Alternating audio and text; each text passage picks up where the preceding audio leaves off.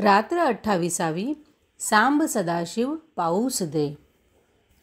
त्या वर्षी पाऊस आधी चांगला पडला, परंतु मागून पडेना. लावणी झाली होती, परंतु पुढे शेतातील चिखल वाळून गेला. खाचरातील पाणी नाहीसे झाले. माळावरील गवत सुकून जाऊ लागले. लोकांना काळजी वाटू लागली. शेतकरी आकाशाकडे आशेने बघत होता. कोठे काळा डाग दिसतो का पाहत होता. पाऊस हा आधार आहे. पावसामुळे जग चालले आहे. पाऊस नाही तर काही नाही. जीवनाला पाणी पाहिजे. पाण्याला शब्दच मुळी जीवन हा आम्ही योजला आहे. मला संस्कृत भाषेचा कधीकधी फार मोठेपणा वाटतो. पृथ्वीला, पाण्याला वगैरे जे शब्द आहेत त्यात केवढे काव्य आहे. पृथ्वीला क्षमा हा शब्द ज्याने योजला तो केवढा थोर कवी असेल. तसेच पाण्याला जीवन हा शब्द ज्याने लावला त्याचेही हृदय किती मोठे असेल. पाण्याला किती गोड गोड नावे आम्ही दिली आहेत. पाण्याला अमृत, पय, जीवन अशी सुंदर नावे ज्यांनी दिली त्या पूर्वजांचे मला कौतुक वाटते. पाण्याला अमृत नाही म्हणावयाचे तर कशाला. कोमेजलेल्या फुलांवर थोडे पाणी शिंपा. वाळलेल्या झाडाला पाणी घाला. सुकलेल्या गवतावर 4 दवाचे थेंब पडू देत. म्हणजे पहा कशी जीवनाला टवटवी येते ते. मरणालाही जीवन देणारे म्हणजे पाणी. थोडे पाणी प्या, लगेच थकवा दूर होतो, हुशारी येते. पाण्याला वैदिक ऋषींनी माता म्हटले आहे. आई मुलाला दूध देते, परंतु दुधाहूनही पाणी थोर आहे. पाणी नेहमी पाहिजे. पाण्याचा रस जन्मल्यापासून मरेपोवेतो पाहिजे. प्रेम करणाऱ्या आयांप्रमाणे हे पाणी आहे असे ऋषी म्हणतो. पाण्यात जीवनशक्ती आहे, तशी कशात आहे. पाण्याचा महिमा कोण वर्णन करेल. पुन्हा निरुपाधी. ज्याला रंग नाही, गंध नाही, आकार नाही. जो रंग द्याल, जो गंध द्याल, जो आकार द्याल तसे हे पाणी आहे. पाणी म्हणजे भगवंताचे रूप आहे. त्या वर्षी पाणी पडेना, पीक वाढेना. अवर्षणाची चिन्हे दिसू लागली. अवर्षण जावे व वर्षाव व्हावा म्हणून आमच्या गावात शंकराला कोंडण्याची जुनी पद्धत आहे. गावात शंकराचे देऊळ आहे. पाण्यात शंकराच्या पिंडीस बुडवावयाचे. सारा गाभारा पाण्याने भरून टाकावयाचा.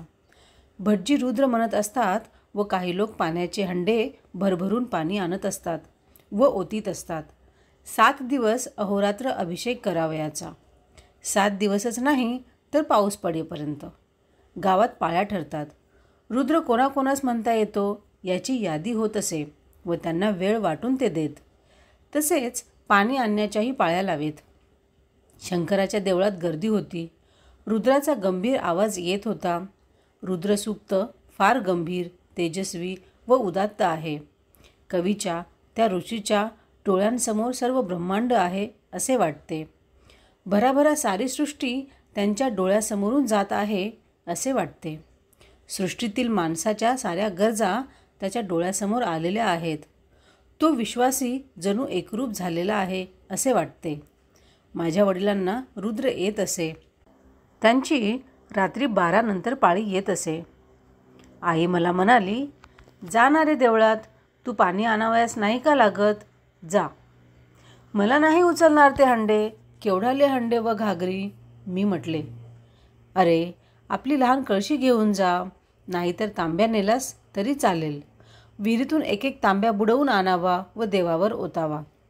गणपतीच्या विहिरीत उतरावयाचेही सोपे आहे. सरळ पायठण्या आहेत. जा, तो तांब्या घेऊन जा. आई म्हणाली, एवढासा तांब्या काय ग घेऊन जायचे. तू म्हणशील की झारी नाहीतर पंचपत्रीच घेऊन जा. लोक हसतील तेथे. मी नाखुशीने म्हटले, श्याम, कोणी हसणार नाही. उलट तू मोठी घागर उचलू लागलास तर मात्र लोक हसतील. आपल्या शक्तीबाहेर काम करू पाहणे तेही वाईट. परंतु आपल्याला जेवढे करता येईल तेही न करणे व आळशासारखे बसणे तेही वाईट. हे साऱ्या गावाचे काम आहे. तुला रुद्र म्हणता येत नाही तर नुसते पाणी घाल. या कामात तुझा भाग तू उचल. प्रत्येकाने हातभार लावला पाहिजे. कामचुकारपणा वाईट. गोवर्धन पर्वत कृष्णाने उचलला तर सगळ्या गोपालांनी आपापल्या काठ्या लावल्या होत्या. या साऱ्यांची शक्ती सारखी का होती. तू उगीच वाचतोस मात्र असले नुसते वाचून काय करायचे? सारी अक्कल शेणात जायची. त्या रामाच्या सेतूच्या वेळेचीही नाही का गोष्ट? मारुती, सुग्रीव, अंगद सारे मोठमोठे वानर पर्वत आणीत होते. परंतु ती लहानशी खार, तिला वाटले आपणही रामाच्या सेतूस मदत करावी. हा सेतू बांधणे पवित्र आहे. रावणाला दूर करणे हे सगळ्या जगाच्या हितासाठी होते. त्यामुळे साऱ्या जगाने त्या कामात भाग घेणे योग्य होते. ती लहानशी खारकुंडी वाळूत लोळे व वाळूचे कण जे तिच्या अंगाला चिटकत, तिच्या केसात अडकत, ते सेतूजवळ आणून ती टाकीत, तेथे जाऊन अंग झाडी व ते कण पडत. तिला शक्ती होती त्याप्रमाणे ती काम करीत होती. तुला हंडा उचलत नसेल तर कळशी घे. कळशीने दमलास तर तांब्या आण. त्यानेही दमलास तर फुलपात्र ने. जा श्याम. किती रे सांगायचे? आई मला समजावून सांगत होती. शेवटी मी उठलो. लहानशी कळशी घेऊन देवळात गेलो. कितीतरी मुले पाणी नेत होती. शंकराला कोंडीत होती. पाण्यात बुडवीत होती. देवळात मंत्र चालले होते. पाणी ओतले जात होते. गंभीर देखावा होता. माझ्याहून लहान लहान मुले तांबे भरून पाणी नेत होती. मी त्यांच्यात मिसळलो. मला प्रथम लाज वाटत होती. एक भटजी मला म्हणाले, श्याम, आज आलास वाटते. तू इंग्रजी शाळेत शिकतोस म्हणून लाज वाटत होती वाटते. मी काही बोललो नाही. लहान मुले पाणी आणताना मंत्र म्हणत होती. वेदातील मंत्र नव्हेत हो, संस्कृत नव्हेत हो, त्यांचे मंत्र मराठीत होते. सांब सदाशिव पाऊस दे, शेते भाते पिकू दे, पैशाने पायली विकू दे. हे त्यांचे मंत्र होते. पाऊस पडो, शेत भाते पिकोत, स्वस्ताई हो, असे देवाजवळ ती मुले मागत होती. मला प्रथम लाज वाटत होती. संस्कृत रुद्र येत नव्हता व हे बालमंत्रही म्हणावयास लाज वाटत होती. परंतु त्या मुलांच्या उत्साहाने माझी लाज पळून गेली.